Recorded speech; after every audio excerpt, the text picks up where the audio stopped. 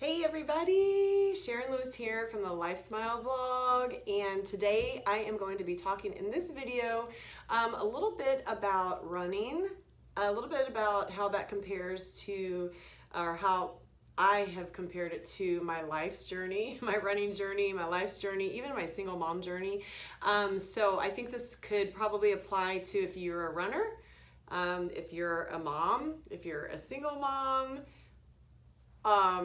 I think it can probably be for everyone. So anyways, that took a lot to get out. But anyways, welcome, and I'm so glad you're here. So I'm just gonna get started. Like I said, oftentimes I'll compare my life's journey, my single mom journey, to my running journey. So I was just gonna talk a little bit about my running journey a little bit. I started running in the fall of 2008, and it was actually a challenge that I took. I was a part of a women's Bible study at the time, and they were all talking about running this marathon in like February of the following year. So it's only about 3 months away. So they were going to run this marathon, and I was like, you know, that sounds awesome. Now, at the time, I didn't even know what the distance of a marathon. I thought a marathon was just a race and that there were different mileages for each marathon. Like, I just thought marathon was a race and there were different mileages. I had no idea what I was getting myself into. So, but I was like, yeah, I'm gonna do it. So that sounds like fun. Let's just do it. And I can remember even congratulating a friend that I had seen that had run a marathon on Facebook. They didn't run the marathon on Facebook, but I saw on Facebook that they ran this marathon. And so I said, congratulations, that's awesome. How many miles did you run? And I remember him being like, you know, haha, you know, all marathons are 26.2 miles. And I was like, oh my goodness, like I just had no idea. So anyways, but I was like, I'm gonna take this challenge, sure. I mean, 26.2 miles can't be hard, right? So I decided I'm gonna take on this challenge with these ladies in the Bible study. And I started training, and I thought too, my dad is a runner, and he can be my partner. Like, he can help me, he can coach me on my way, because I was gonna do it. Now, mind you, I hadn't run since high school days when I was playing basketball in high school, and I actually hated running then. But I was determined I was gonna run this marathon. So I started training and trying to get ready for this marathon in 3 months. And it didn't take long to realize that I was not gonna be ready in 3 months for a full marathon.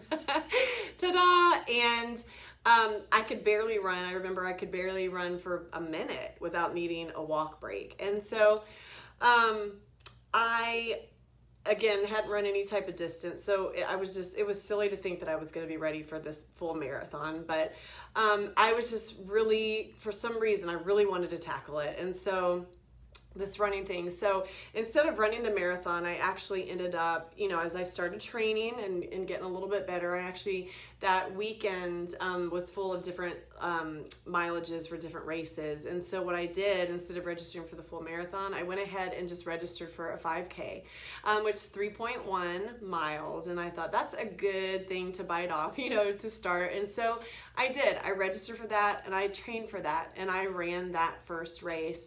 And I was hooked from then on. You know, I ran that. I think it was just that when I finished, it was just kind of the grind of the course, and the crowds were cheering you on, and pushing myself and doing something that I initially, when I first started, I wasn't able to do. But the more I worked on it, I realized, oh, I can run this distance. So it was a really, really good experience, and getting to cross the finish line, and you get your medal, and it's just kind of that rush of that. So I was hooked. So I did it. It wasn't a full marathon, but I did finish my first race. And sometimes, just like when I think about in life, sometimes when I committed to train for that marathon, not even knowing the distance, didn't even know what I was committing to or what I was getting myself into. Sometimes I think in life, we don't always know what's ahead. We don't always know what's coming or what we're getting ourselves into a lot of times. And there are times that we just have to put on our running shoes, and we have to lace up, and we just start running. We just go. And it's hard, and sometimes we're tired. And it's difficult sometimes, but we have this push, on the inside, just like when I was running that first race. It was hard and I was tired, and it was the first time I'd ever done anything like that, but I had this push inside, this fight inside that I'm not going to stop until I reach that finish line. And so a lot of times I think about that in life's journey, So anyway, after that first race, I kept running and I got better, and my distances got longer, my paces got faster, and it wasn't too long before I was keeping up with my dad, who was my running partner. And I've talked about that before on prior vlogs, but I was keeping up. It wasn't long before I was keeping up with him on the longer 8 to 9 mile runs. We would do those on Saturdays, and so I was able to keep up with him, and I was consistently running about 22 miles a week. And 1 year from that first race of a 5K, which is the 3.1 miles, I ran my first 15K the following year on kind of that same race weekend that they have every year in Tampa.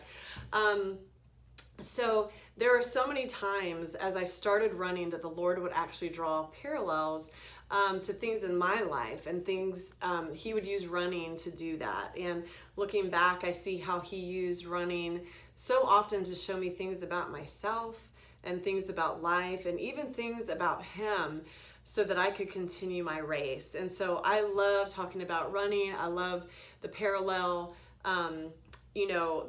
that he would always use when I'd be running. It would always be something the Lord would show me, just like this, or just like this in the Word. It says this in the Word, and it would just so beautifully line up with kind of what I was dealing with physically with running and the effort that I was putting forth there. And I just thought it's so beautiful the Lord does that, and he speaks this right where we are, and he uses things that are important to us in our lives to show us things and to teach us things. So I look back, and I'm not even a part of that women's Bible study anymore, but the Lord used that study group that I was in for such a short time to inspire me to launch into something that I didn't even know that I was getting myself into. So just a little side note, so be sensitive to those things. Sometimes the Lord will lead us to do things, even if it's just for a short season, but he'll use those things to help us on our journey and help us on our way.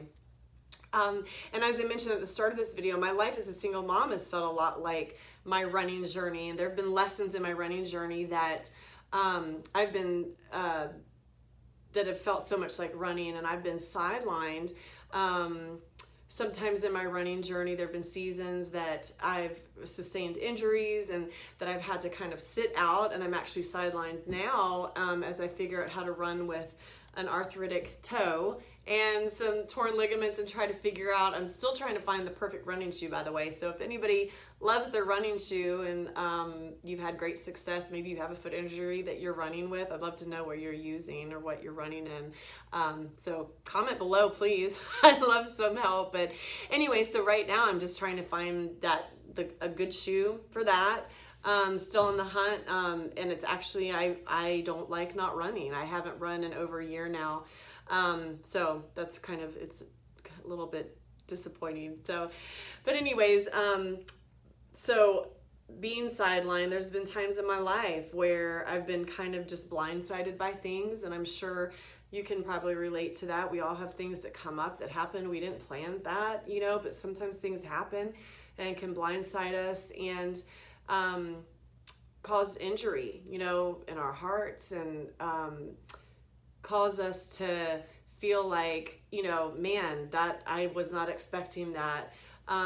But just like when I run and I've had to take a little bit of a break so I could give my body time to heal and repair, just like that in life, and when things happen and kind of blindside us and can cause things to happen and hurt us, there's times where we just have to stop and rest and heal and allow the Lord just to minister to us during that time before we can really continue our race. I know when I went through my separation and subsequent divorce, I lost a lot, of things in the natural, but also I felt the weight of feeling as though my race was done. in the midst of everything going on in my life, I also, rightfully so, I stepped down from my position. I was leading worship at the time at the church I was attending. And so I stepped down from that. And so that was another thing that I was losing, that I had, that I was doing that kind of, I felt like, okay, this is something, that's normal for me. So I was losing that as well. But all I remember thinking, is it gone, Lord? I remember asking the Lord, praying and just kind of crying out one time, will I ever lead worship again? Lord, Father, am I done? Like, is the call in my life gone? Because I can't see the road back, at this juncture in time. I couldn't see the road back. And I felt that if I could at least keep that one thing going in my life, worshiping the Lord with people and leading worship, and that I felt so connected to, it was so real to me that was the call of God on my life. If I could just keep that going, that I could prove to myself and to everyone else around me that I was okay and that I was going to be okay. But let me just tell you this and encourage you with this. Sometimes you just have to stop. Sometimes, just like in the race, you may get to the point of exhaustion, or you're dealing maybe with a pain in your side. Sometimes I would have that when I first started running. They're called side stitches, and you would get this pain in your side and have to stop. It would literally stop you in your tracks, and I'd have to stop and get that back in line. There's sometimes you have to stop, like in a real race, a road race, you have to stop and give your body time to recover. Or maybe, there's times I've been running in a race and my foot starts hurting, and so I just have to stop. And sometimes even in those road races, when I would have to stop, you have to get off the course. You have to kind of remove yourself from the course so you don't get run over by the runners that are coming behind you. And you have to get out of the way and remove yourself from the course and give your body just some time to recover so you can finish strong. And sure, initially it feels like it feels defeating. And it feels like, oh man, I'm giving up. I can't go on. I'm injured. I have to pull myself off the course.